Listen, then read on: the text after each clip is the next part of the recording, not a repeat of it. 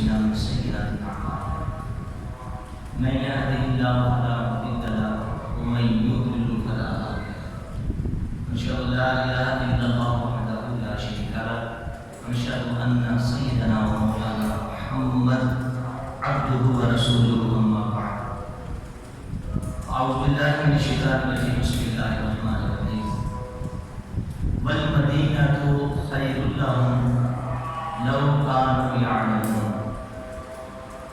صدق الله العظيم وصدق رسوله النبي الكريم ونحن على ذلك لمن الشاهدين والشاكرين والحمد لله رب العالمين.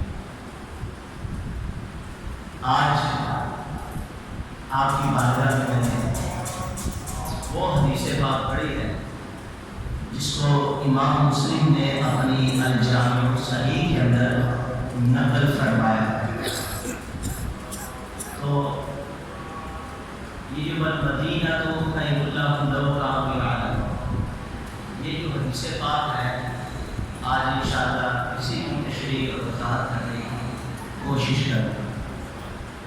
دوسرے معنی یوں سمجھ لیجیے کہ اس حدیث پاک سے فضائل مدینہ کا ذکر ہوگا.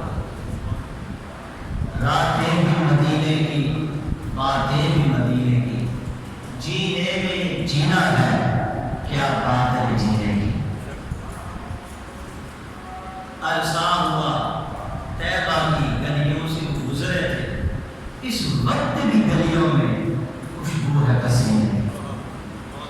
مدینہ اس لیے انداز جانو دل سے ہے پیارا کہ رہتے ہیں میرے آقا میرے دل پر مدینے میں.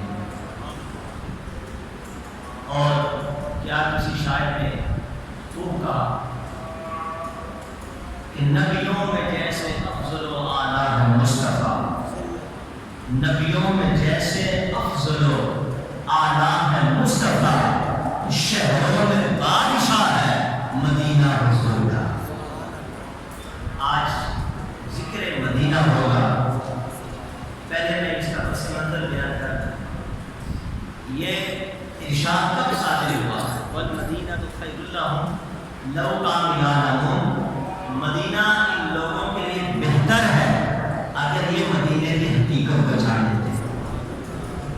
نبی اکرم شفیع معظم صلی اللہ تعالیٰ علیہ وسلم نے ارشاد فرمایا ایک زمانہ ایسا آئے گا کہ لوگ یہ کہیں گے کہ اس جگہ چلے جاؤ جہاں پہ سہولت اور آسانی ہو، عیش و عشرت ہو، جہاں پہ لیل و انہار ہو، شجر و اشجار ہو. یعنی ایسی جگہ چلے جاؤ کہ جہاں سہولت کی سہولت. بعض روایتوں میں آیا کہ فرمایا کہ ان قریب یمن فتح ہوگا اور ایک قوم دوڑتی دوڑتی آئے گی اور اپنے اہل و عیال اور خدام کو لے کر وہاں چلی جائے.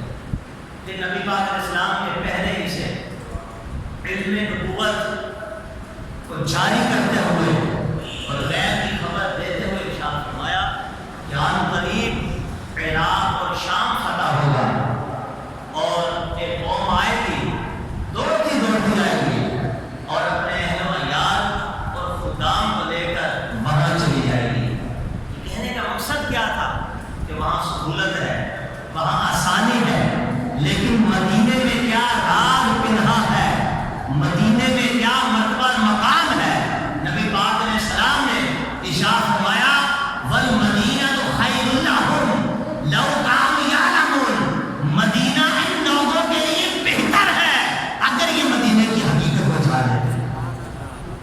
یمن کا خواب دیکھنے والے، عراق اور شام کا خواب دیکھنے والے، وہاں سہولت کو دیکھنے والے اور سہولت کی خاطر وہاں جانے والے، اگر انہیں پتہ چل جاتا کہ مدینے کی حقیقت کیا ہے، فرمایا وہ کبھی بھی اس طرح کا نہیں سوچتے اور کبھی بھی میرے مدینے کو پوچھ کر کے دوسرے ملک میں روانہ ہو جاتے. یہ مدینہ مدینہ مدینہ ہمارا مدینہ ہمیں جان دل سے ہے پیارا مدینہ. کیا مرتبہ کیا مقام ہے مدینہ المنورہ، زادہ اللہ شرفا و تعظیمہ کا. آئیے سنیے امام مالک غریب عشق رسول ہیں، ان کے نزدیک یہ جو مدینہ ہے مکے سے بہتر ہے۔ کون امام مالک؟ وہ امام مالک جن کے بارے میں نبی اکرم صلی اللہ علیہ وسلم نے ارشاد فرمایا کہ مالک میرے علم کا وارث ہے، جن کو عالم مدینہ کا خطاب دیا گیا، جو امام دار ہجرت بھی ہے، اور امام ایسے ہیں کہ جنہوں نے روضہ رسول کے سامنے کئی برسوں بیٹھ کر حدیث رسول کا درس بھی دیا۔ وہ امام مالک کہ جنہوں نے خلیفہ مدینہ کو مدینہ المنورہ کے آداب سکھائے۔ وہ امام مالک کہ جنہوں نے مسجد نبی شریف کے اندر بوقت دعا روضہ رسول کے سامنے کھڑے ہو کر وہاں کے اسرار اور رموز کو یوں پھیلایا، یوں واضح کر دیا کہ وہاں رہنے والوں کو پتہ چل گیا کہ مدینہ ابر انور کا مرتبہ مقام کیا ہے، اور نبی پاک علیہ السلام کے روضے کا مرتبہ مقام کیا۔ وہ امام مالک جن کے بارے میں محمد بن روم کو خواب کے اندر آ کر تاجدار رسالت صلی اللہ علیہ وسلم نے ارشاد فرمایا کہ میرے علم کا وارث مالک ہے۔ وہ امام مالک جب انہوں نے اپنی کتاب الموطا لکھی تو امام شافعی رحمۃ اللہ تعالیٰ نے جلیل القدر اللہ کے ولی جو کہ اہل بیت سے محبت کرنے والے، اہل بیت کی محبت میں کہا جاتا ہے کہ جتنی کتابیں امام شافعی نے تصنیف فرمائی ہے، شاید اور کسی نے اتنی کتابیں تصنیف فرمائی ہو۔ آپ فرماتے ہیں کتاب اللہ کے بعد روئے زمین پر اگر سب سے صحیح ترین کتاب ہے تو وہ موطا امام مالک کی کتاب ہے۔ وہ امام مالک کہ جنہوں نے کبھی مدینے میں رہتے ہوئے وہ لوگ برات نہیں کیا اور قضاء حاجت کے لیے مدینے سے باہر تشریف لے جاتے تھے۔ وہ امام مالک جو چلتے بھی تھے مدینے کی گلیوں میں تو ایڑیاں اٹھا کر اپنی انگلیوں پہ بل چلا کرتے تھے، دیواروں کو ہاتھ لگا لگا کر جایا کرتے تھے۔ کسی نے پوچھا اتنا تکلف، اتنی تکلیف کیوں برداشت کرتے ہیں؟ تو آپ فرماتے ہیں میں وہاں قدم کیوں رکھوں جہاں میرے مصطفیٰ کی طرف بجا کروں۔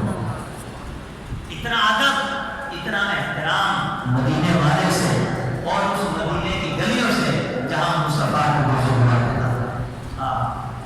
امام مالک جنہوں نے زندگی میں ایک حج کیا اس کے بعد دوبارہ حج نہ کیا، مدینے سے باہر کبھی بھی تشریف نہیں لے گئے، اور کسی نے آپ سے پوچھا کہ حضور ایک حج اور اس کے بعد مدینے سے باہر نکلنا کیا ریزن ہے، کیا وجہ ہے؟ امام مالک رحمۃ اللہ تعالیٰ نے فرماتے ہیں کہ فرض ادا ہو چکا، جو فرض تھا کا وہ ادا ہو چکا، اب مدینے سے باہر اس لیے نہیں نکلتا کہ کہیں مدینے سے باہر نکلو اور مجھے موت آ جائے، میں مدینے میں مرنا چاہتا ہوں۔ اور کسی نے حضرت امام مالک رحمۃ اللہ تعالیٰ سے اس کی فضیلت کے بارے میں پوچھا، آپ نے ارشاد فرمایا جامع ترمذی کی حدیث شریف ہے، آپ فرماتے ہیں جب سے یہ حدیث میرے پیش نظر ہے، فرمایا وہ حدیث کون سی ہے کہ نبی پاک علیہ السلام نے ارشاد فرمایا من استطاع ان یموت بالمدینہ فلیمت بہا، جسے یہ طاقت